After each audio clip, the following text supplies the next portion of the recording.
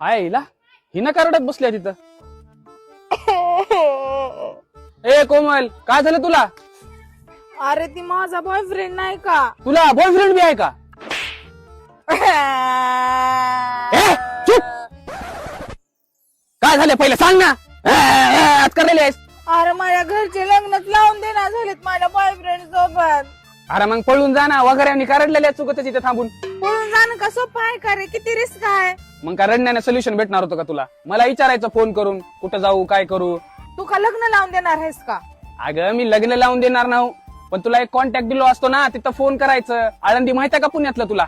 हो हो, ती पुण्यातला आळंदी. हो मला माहित आहे, पण अरे तिथं कोण आहे रे माझं? मग नंबर काय तुला कशाला दिला? स्क्रीनवर नंबर दिसला का? त्या नंबरवर फोन लाव. 5,000 लोक बसतील, एवढा मोठा हॉल आहे. नंतर ती ब्राह्मणाचा सल्ला आहे, नंतर ऍडव्होकेटचा सल्ला आहे. उगाच टेन्शन घेऊन जाते त्यासोबत पळून तिकडे. अरे ऐक की जरा ती ऍड्रेस नीट सांग की मग. नाहीतर डायरेक्ट फोन लावून जा की का तिथं. आता काय झालं? तू लग्नाला येणार नाहीस का मग? मला सोन्याची अंगठी करणार नाहीस का? अगं इथं जहर खायला पैसे नाही तर तुला सोन्याची अंगठी पाहिजे का? कर लग्न नाही तर खप तिकडे जाऊन.